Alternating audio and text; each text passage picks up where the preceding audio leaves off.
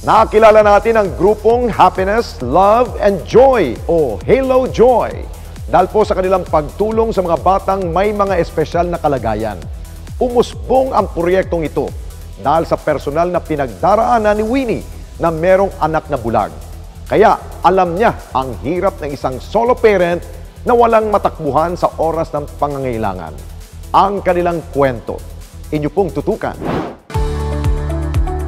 I'm Mary Ann Florendo, founder po ng Happiness, Love, and Joy, or Halo Joy in short. And I'm Winnie Jane Galut, co-founder of Happiness, Love, and Joy.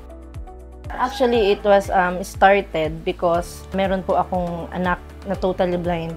We call them a warrior kasi syempre they are fighting na everyday lives. During that time, isa po ako sa mga nanay na humihingi ng tulong. Kung saan merong mga pwedeng mabigay na tulong sa anak ko, pumupunta ako. So, na-realize ko na hindi pwedeng ganito eh. Sana dumating yung time na ako naman yung makatulong sa ibang tao, especially sa mga nanay, kasi alam ko yung pakiramdam. So, dun siya nag-start. Paunti-unti, nag-start sa school ng anak ko, sa SPED, mga ilang bata lang, kapag may mga occasion, ganun. Hanggang sa dumami na dumami. Kung wala kang malalapitan, napakahirap eh. Kasi as a single mom, yung struggle na paano ka magtatrabaho, sinong mag-aalaga sa anak mo. Without the help ng family, ang hirap para isang magulang na magtatrabaho ka tapos may special yung anak mo. Pag hindi ka naman nagtrabaho, paano yung needs niya? So yun nga, with the help of my family din, unti-unti, nakayanan. Tapos, okay naman kasi lumaki naman ng independent, naturuan ko, sinanay ko siya ng hindi siya special, hindi ka special. Oo, may disability ka, pero hindi kailangan na itatrato ka rin ng ibang tao na special. Kailangan matuto ka rin i-adjust mo yung sarili mo. Hindi sila yung mag-a-adjust sa'yo palagi. At upang mas marami pa ang kanilang marespondihan, naisipan nila na mas palalawakin pa ang kanilang grupo.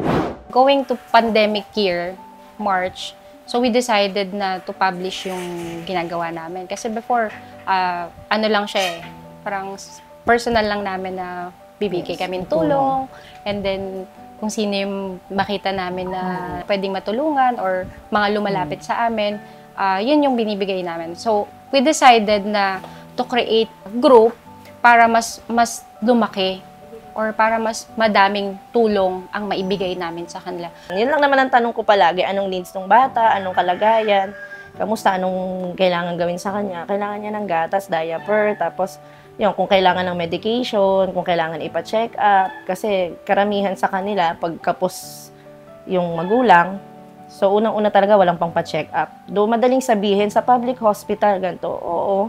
After that, may reseta yan, may laboratories yan, may milk na i-reseta sa kanya, kung ano yung dapat na milk sa kanya, especially. Mag-chat ako sa mga friends ko kung sinong gustong tumulong dito sa isang bata, magsisend sila.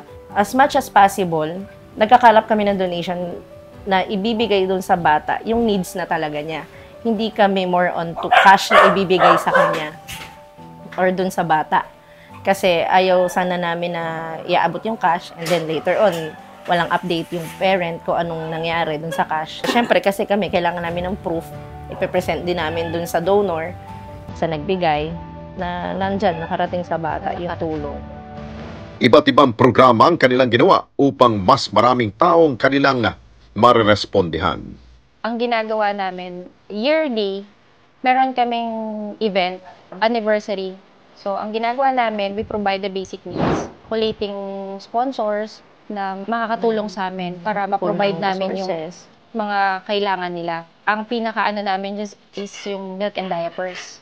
Kasi yun ang pinaka-basic na kailangan ng mga bata. Hospital visit, ginagawa din namin yan. Ang iba pang program is yung feeding.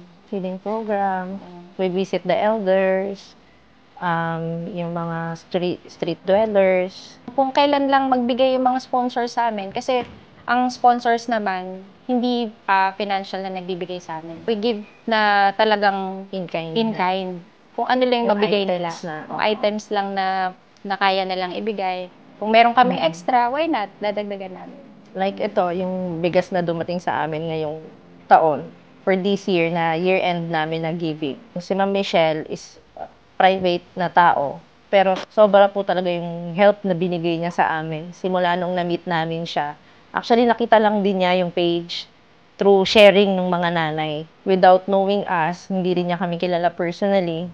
Tumawag siya sa amin, ganyan, kung anong may tutulong niya. Tapos right away, nagulat kami, nag-deposit. So parang nagulat ako, sabi ko, wow, itong taong to hindi naman kami kilala para magtiwala din siya sa amin ng ganun. Up to now, tumutulong siya sa mga bata. As in, thousands of kids na yung natulungan niya. Kasi for us, ang mundo ng charity is very kailangan malakas ang loob mo. Hindi pwedeng mahina. Kasi we do hospital visits, home visit, dapat malakas ang loob mo na makita sila sa ganong sitwasyon. Dapat malakas yung loob mo na pag may nawawala sa yung member mo, Yung nawawalang bata. kaya mong dalhin. At sa isa sa mga pag-responding kanilang ginawa, nag-iwan ng tatak sa kanilang lahat dahil isang buhay ang kanilang nabago. The first time I saw Lance, talagang na-capture niya yung puso. Nagkaroon kasi kami ng community pantry, kids edition. So, bit-bit si Lance. Oo, tapos tinitingnan ko na, sabi ko sa kanya, parang may ano tong batang to, check mo nga. Siya yung kumausap dun sa nanay that time, nung buhay pa yung nanay niya. Tapos yun, parang sabi niya sa akin, hindi na maalis sa isip niya yung bata. Kasi parang there's something in his eyes na talagang alisin mo ko dito. Parang he was asking for help na gusto ko sumama sa'yo, gano'n. And then nag-background check ako. So after ko mag-background check, hindi siya okay. So binabalik-balikan ko siya, nagtatrabaho ako, naiisip ko siya, bakit okay lang kaya tong batang to. So we decided to provide milk, diapers, weekly para sa kanya. So, yan na, naging okay. Pero later on, nagtumawag sa amin yung kapitbahay niya, telling na namatay yung nanay ni Lance.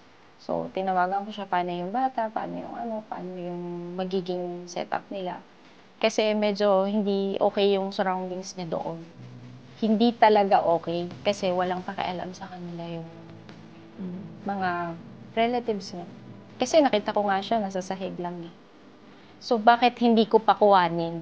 So, we decided na nakunin muna ng volunteers namin. Pero, in process, kumbaga, dumaan kami sa tamang process. Kaya sabi ko sa kanila, yes, and barangay.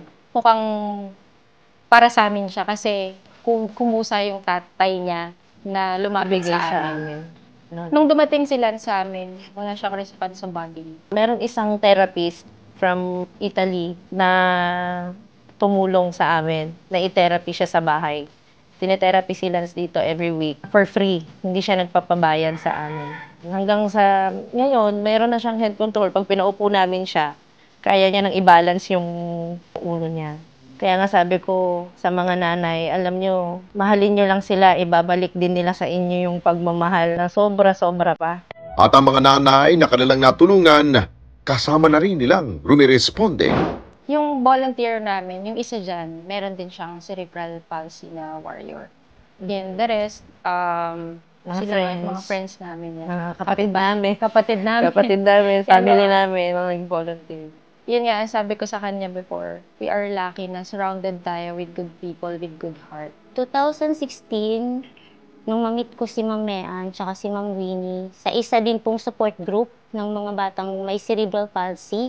Meron po akong anak na may cerebral palsy, 14 years old na po siya. Nung baby pa yung anak ko, hindi ko alam na may mga ganitong support group na tumutulong sa mga batang may cerebral palsy. So parang yung struggle ko po bilang parent, kasi yung diaper, yung gatas, yung maintenance needs niya talagang hindi ko alam kung saan ko siya kukunin. Sobrang laking tulong po. Kasi doon na lang sa emotionally po, hindi lang sa mga nabibigay nila. Kasi po, kapag iba po kasi yung pakiramdam na feeling mo wala kayong kakampi, wala kayong mahugutan ng lakas. Pero simula po nung nagkaroon kami ng support group, nakakakuha po kami from them ng lakas. Tapos iba po yung nabibigay nilang happiness. At ayon sa kanila, hanggat may nagtitiwala sa kanila, tuloy-tuloy din ang ginagawa nilang pagresponde sa mga kababayan natin na higit na nangangailangan. Sabi ko nga, sir, hanggat may gustong tumulong, nandito lang din kami para magpaabot ng tulong. Ang pagtulong sa kapwa ay namamahay sa ating mga puso. Kailangan lamang itong gisingin upang masimulan ang pagresponde sa ibang tao. At tulad ng happiness, love, and joy na naging inspirasyon ng kanilang sariling karanasan, ang pagsisimula na makatulong sa iba. Nawa sa bagong taong ito na ating haharapin, maging inspirasyon ito sa atin na walang malaki o maliit sa pagtulong basta't bukal ito sa puso.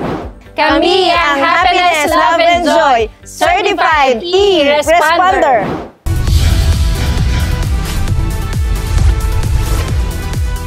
Mga kababayan, salamat po sa inyong pong pagsubaybay sa Responde Mata ng Mamamayan.